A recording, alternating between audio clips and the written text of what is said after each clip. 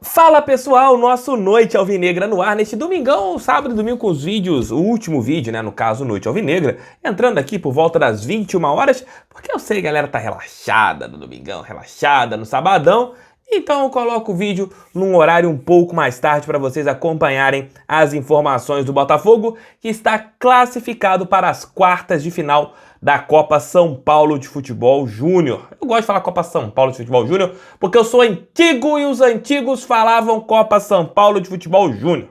E eu sigo com esta competição. Você fala Copa São Paulo só, Copa São Paulo de Futebol Júnior? Comente aqui se você é da minha época que também fala essa situação da competição. Botafogo e Resende fizeram um jogo complicado num pasto.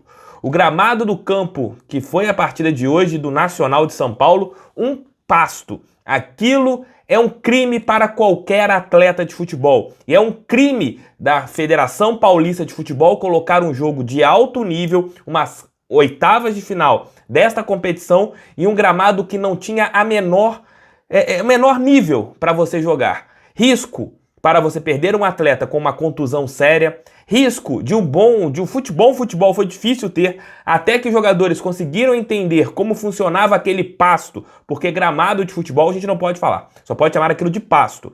Ali só com os 20 minutos da primeira etapa, e depois aí os jogadores começaram a se acostumar, mas nível terrível. Aí eu faço uma pergunta para vocês.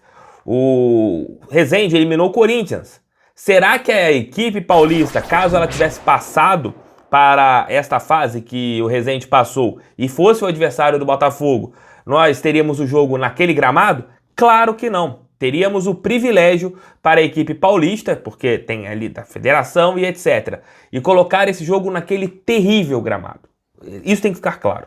A torcida botafoguense compareceu em grande número, incentivando os jogadores do primeiro até a última cobrança, ali já debaixo de chuva, e o Botafogo conseguiu uma classificação enfrentando um adversário bem complicado, um adversário com boas peças. Destaca o House, o zagueiro, bem interessante. O Brandon, camisa 10, é outro jogador que eu fiquei de olho. O lateral esquerdo, Douglas, também. São bons jogadores da equipe do Resende. E o Glorioso dominou ali boa parte da partida no primeiro tempo. Poderia ter feito o placar, teve uma boa cabeçada do Tigrão, duas grandes chances do Maranhão em dois passes maravilhosos do Raí, que na minha opinião é o melhor jogador da Copa São Paulo. Raí, o camisa 10 do Botafogo, é o melhor jogador da Copa São Paulo. E você vai pensar, pô, Tete, ferrou, hein?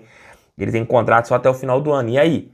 Simples, o Botafogo vai renovar o contrato desse jogador, é claro que vai renovar. Já era esse pensamento desde o ano passado. E os destaques da partida: o Reidson, zagueiro, muito bem. Gostei muito do Guilherme Liberato. Outra grande partida, esse já sobe depois da copinha para a equipe principal, por causa de idade, ele já terá 21 anos e você não poderá mais atuar, ele não poderá mais atuar com a equipe sub-20, então o Guilherme já vai para a equipe comandada pelo técnico Anderson Moreira. Raí, muito bem, vai ter mais um ano de sub-20 para se firmar mais nessa posição um pouco mais à frente. Raizinho, que vinha jogando um pouco mais recuado, agora neste ano está jogando um pouco mais à frente e tem demonstrado um futebol maravilhoso. Cauê, 17 anos, maturidade, vai oscilar muito ainda porque é um menino, tem jogado numa posição que não é a dele. O Cauê rende um pouco mais atrás como segundo homem do meio campo, mas conseguiu hoje novamente fazer uma partida, criou uma grande jogada ali para o Raizinho, que quase fez um gol, mas a bola bateu no zagueiro do Resende. Mas os gols aconteceram na segunda etapa, o gol da equipe do Resende no chute de média distância,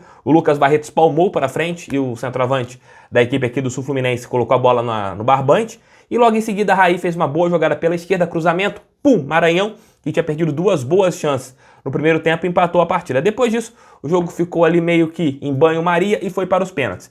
E na decisão na marca penal, o Botafogo novamente conseguiu fazer ali aquilo que tem feito nas últimas 3 fases da Copa do Brasil, Copa da Copa São Paulo de Futebol Júnior, eliminou seus adversários na marca penal, ali hoje sem o goleiro pegar nenhuma cobrança, né, sem o Lucas Barreto ser o herói. A trave e a bola para fora do Brandon ajudaram o Alvinegro e os meninos bateram muito bem as suas cobranças e o Glorioso está classificado para as quartas de final, onde vai enfrentar a equipe do América Mineiro. A data do jogo eu vou falar dentro do nosso giro de notícias, a data e o horário, falo dentro do nosso giro de notícias durante a madrugada, e o Botafogo vai enfrentar o América, que é um bom time. Aí você vai fazer a pergunta, Tef, não tem que descer ninguém para dar uma reforçada no time, já é quartas de final, estamos entre os 8 melhores da competição.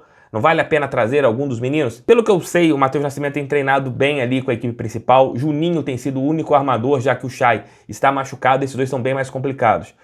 O Vitinho não está inscrito. O Vitor Marinho também não está inscrito. Aí você tem ali, na minha opinião, dois jogadores que poderiam reforçar a equipe sub-21, né? No caso, na Copa São Paulo, que estão inscritos. No caso, o Riquelme e também o Gabriel Conceição. Porque o Gabriel Tigrão, tecnicamente, é um jogador voluntarioso e tal. E eu traria o Gabriel Conceição e o Riquelme para eles fazerem parte do elenco do Botafogo para a partida contra o América Mineiro. Eu faria isso.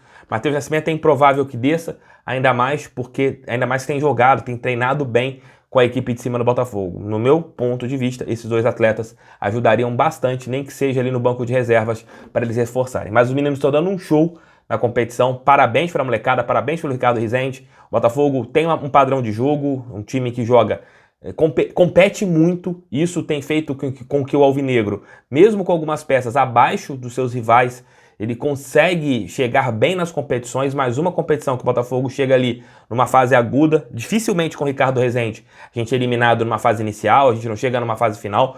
É um trabalho muito consistente, onde ele tenta tirar o máximo dos jogadores na parte técnica e na parte física, na parte ali de enfrentamento com os adversários. Isso tem sido fundamental para o Botafogo nesta competição. E outro, né? Marcelo Benevenuto. Que papelão do Marcelo Benevenuto.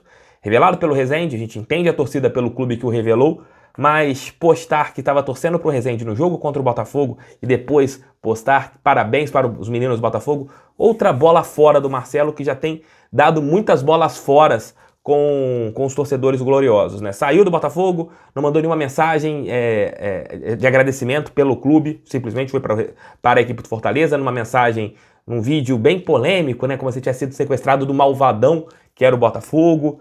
Depois falas meio que tirando o corpo dele fora em relação ao desempenho dele no último Campeonato Brasileiro, e agora termina com isso. Faltou tato para o Marcelo. Eu acho que não precisava dele fazer isso, não precisava dele ter sido até ingrato. É um sentimento de ingratidão, porque ele tinha que ter se colocado da mesma maneira que foi no jogo contra o Fortaleza, que é seu atual time quando enfrentou o Rezende. Não posta nada. Depois da partida, você pode parabenizar o Rezende pela campanha, pode parabenizar o Botafogo, mas postar e marcar Rezende Futebol Clube, ficou na cara que ele estava secando o time que o colocou no futebol brasileiro. O time que faz ele ter um grande carro, uma grande casa, ter condições financeiras, que é o Botafogo de Futebol Regatas, que aqui no próprio canal ele falou que tinha vontade, se ele pudesse, assinava contrato vitalício com o Alvinegro. Muito mal mesmo o Marcelo Benevenuto na sua atitude a respeito de Botafogo e Rezende hoje pela Copa São Paulo. E pra gente encerrar aqui o nosso Noite Alvinegra, vou pegar duas declarações de um grande ídolo do Botafogo, um cara que eu respeito bastante, que é um cidadão acima do bem e do mal, e outro, um ex-jogador do Alvinegro, que é o Dé Aranha, foi técnico nas duas piores derrotas que vi com a camisa do Botafogo, uma em 94 e outra em 2001. Eu não vou falar os jogos, mas ele foi responsável por duas derrotas que me marcaram bastante. Estava ali no comando técnico. O assunto que foi levantado dentro de um programa na Rádio Tupi, o Bola em Jogo, pelo Gilson Ricardo, que era o apresentador, foi Rafael Carioca e o interesse do Botafogo na contratação do volante. Segundo o Dé Aranha, abre aspas, aí parei, não dá para animar não, esperava alguém mais firme, de maior qualidade. Rafael Carioca, como se fosse um jogador desconhecido, como se fosse um jogador que não tá. É aquilo que eu falei ontem sobre os pontos de vista de pessoas que têm acesso gigantesco.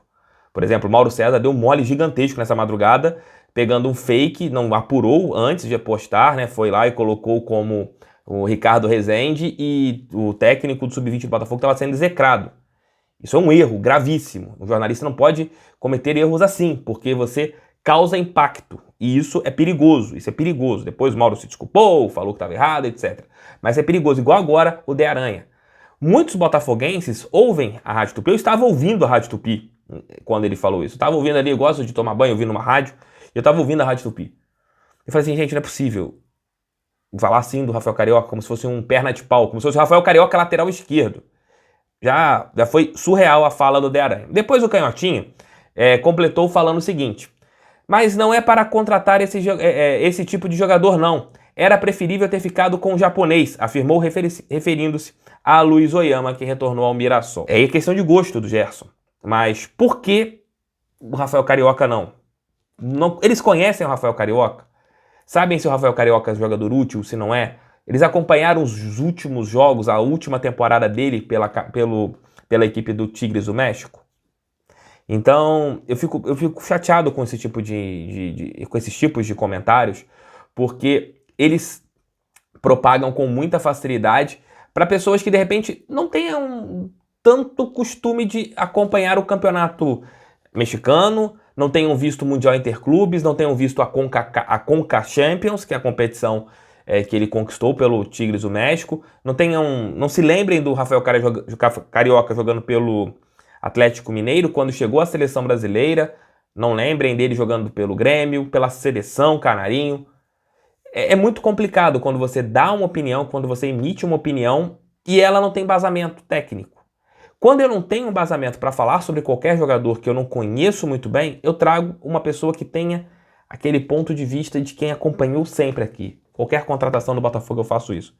E a respeito do Rafael Carioca, sinceramente, o Dé Aranha e o Gerson, eles falaram sem embasamento. Mas eu quero saber a opinião de vocês que estão acompanhando aqui o nosso Noite Alvinegra, que esteve no ar em nome de 1xBet, que é parceiro do canal do TF. Se você gosta de fazer aquela fezinha marota, moleque serelepe, entre lá no 1xBet, que é o melhor e mais completo aplicativo de futebol para você fazer aquela fezinha marota. Tem jogos da NBA, você pode apostar bastante. Tem aqui, ó, link na nossa descrição e também no primeiro comentário. Usem o código canal TF para vocês ganharem o dobro daquilo que depositarem inicialmente. Um beijo, tchau, tchau, fui! Até durante a madrugada com o nosso giro de notícias. Valeu!